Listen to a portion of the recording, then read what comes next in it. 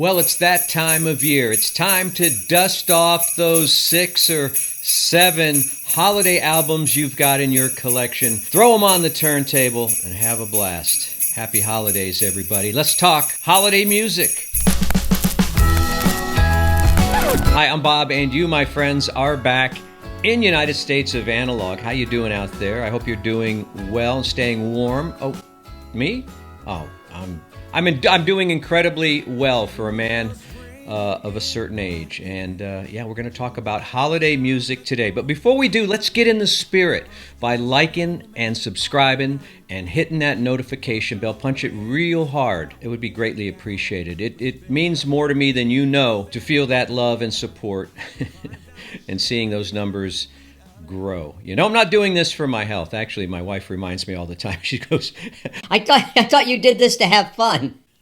Because sometimes it seems like I'm miserable. I'm not. Life is good, and I get to listen to a bunch of gear. But deadlines can be tough, and all these flashing lights can be distracting. Now we're going to talk about holiday music or Christmas music. I don't want to limit it to just Christmas because people around the world celebrate the season in different ways. I always celebrated Christmas. But yeah, I mean, it's fun. It's part of the season is to dust off those records that you have. And you probably don't have a big collection. You probably have, I don't know, a dozen or so favorites. I don't have too many holiday albums, but I know which ones are my favorite. And today we're going to talk about a few of them and see if they made your list. Now, I know what you're saying right now. Bob, who are you? Who are you? To tell us what the best holiday albums are. And I get it. I totally get it. But let me just break it down for you in this way. I've been on the radio for like 36 years, and I don't want my family to hear this because they always laugh when someone brings it up, but I am in the Texas Radio Hall of Fame. So, I mean, I feel like I'm coming from a pretty good place when I bring you these 6 or 7 holiday albums, which I consider to be the best, all right? Now, there's 2 kinds of holiday music. There's that traditional stuff, you know, Oh Holy Night and all that stuff. And then there's the kind of pop and the country and the rock. And I lean toward that second category, the rock and the popular hits of the holiday season. Where do you fall? You like the old stuff or you like the newer stuff? Put it in the comments below. And I know you're not going to do that right now because you're searching to see if I really am in a Hall of Fame or something. I am. Don't waste your time. Okay, holiday music. I only play it between Thanksgiving and December 26th. The day after Christmas, I'm done with it. I'm completely done with it. I pack it away and I don't want to hear it again until Turkey Day the next year. But here's some of my favorites, all right? Let's start with, and they're no particular order.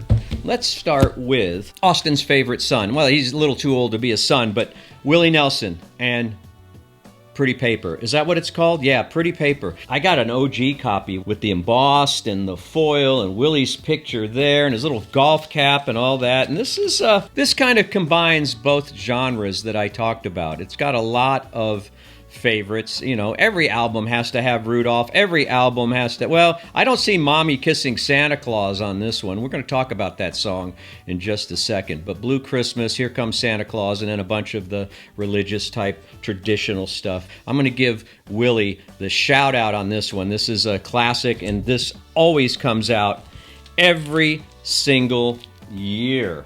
Okay. Let's see, I don't want to do that one yet. All right. I consider this one to be the greatest Christmas album of all times, and I have probably 3 or 4 CD versions and masterings and at least 3 vinyl versions, and I'll show them to you now. It's Phil Spector's A Christmas Gift for You. I have mono versions, I have stereo versions, I have alternate covers, I have it on the Apple label, which I think is pretty rare. The Beatles' Apple label actually published it one year.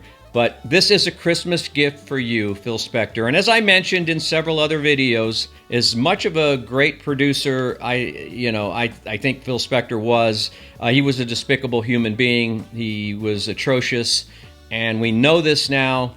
But you know, do we let the music suffer? Do we cancel the music because of the man? He actually didn't play on any of these tracks. He didn't sing on any of these tracks. He does a little narration at the end, but he's the producer. And he was the Beatles producer toward the end on Let It Be, and he was the producer of John and George, and I think I don't know if Ringo worked with him on a solo basis, but he's responsible for so much good music and so much terror.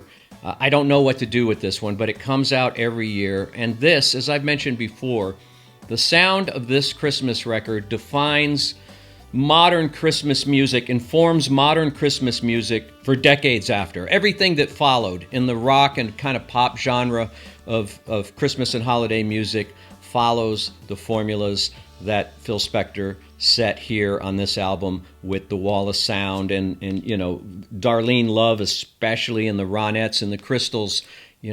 When I hear their voices, even on regular records, it sounds like Christmas to me. So, this is the original cover.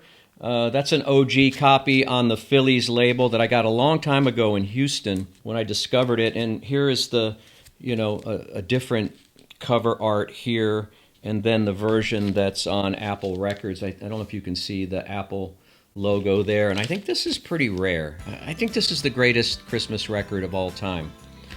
We have to forget who produced it. That's the only problem with it. All right, now this one's going to be a shocker. And I might have brought this one to you last year. Now, I've had this CD for about 15 years now.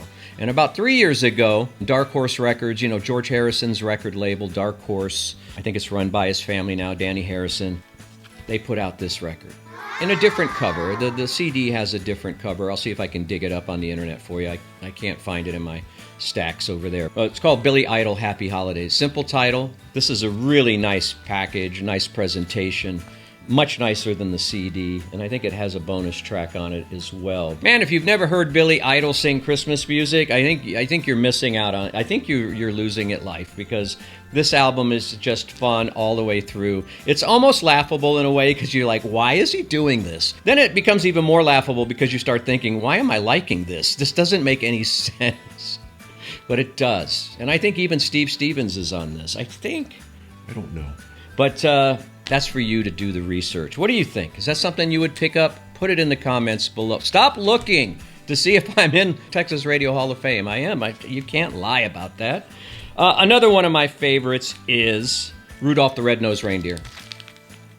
I only recently bought this. As a kid, never had this soundtrack. But I did watch the TV show every time it came on. The stop motion animation special, the 30-minute special that came on CBS, I think, every December. And that was your signal as a kid that school was going to be ending soon for the break, and that the holidays were on the way. The big day was on the way, and all the presents and everything. This specific music triggers that emotion and releases all that dopamine into your system. It's this music from that TV show, Silver and Gold, Rudolph the Red-Nosed Reindeer. What are the other classics on this one? Oh, We're a Couple of Misfits. We're a couple of misfits. The Most Wonderful Day of the Year. I mean, this has just become a classic. I think a lot of people dismiss this one because it was a television program, but this one gets my nod as one of the greatest Christmas albums, popular Christmas albums of all time. Now, one I couldn't find, but I know it's in my CD collection over here somewhere, which is not alphabetized at all. It's a mess. But the Four Seasons Christmas record, I think, is a banger. Now, maybe it's because it's the first Christmas record I ever heard when my parents used to play it on the Telefunken console stereo that we had. It has a very sentimental place in my heart. But I often judge holiday albums by the renditions of I Saw Mommy Kissing Santa Claus. If that is a good rendition, if that's a good cover on that record, then it's a good record, pretty much. And the reason that it works for the Four Seasons is because Frankie Valli's voice actually sounds like a child singing. So, he's got that high-pitched falsetto, so it makes total sense, whereas some other artists singing, like when John Cougar sings Mommy Kissing Santa Claus, doesn't hit as hard. Voice is too deep. Got to sound like a kid. I like that Four Seasons Christmas album. It's, I guess, sentimental to me. It's not going to be sentimental to you, more than likely. But I'm going to include that as one of the greatest holiday albums of all time. Now, this one is undisputed because I think it's the top-selling holiday record of all time. It's a top-selling Christmas record. It's called A Charlie Brown Christmas. I have, I think, 3 different copies. I could find 2. I have a gold foil edition from Target. I have a silver foil edition. This one's embossed. This one isn't. But what can you say about this? This kind of bridges the gap between traditional and pop, and it's kind of jazz. Well, it is jazz. When you hear Christmas Time Is Here, you know Christmas time is here. This is the undisputed champ sales-wise, but I'm going to put it in my top 6 or 7 favorite holiday albums of all time. And then I think I want to wrap up with this one, because this one has a magnificent rendition of I Saw Mommy Kissing Santa Claus, and I have a Japanese CD of the Jackson 5. It's just called Jackson's Christmas Album.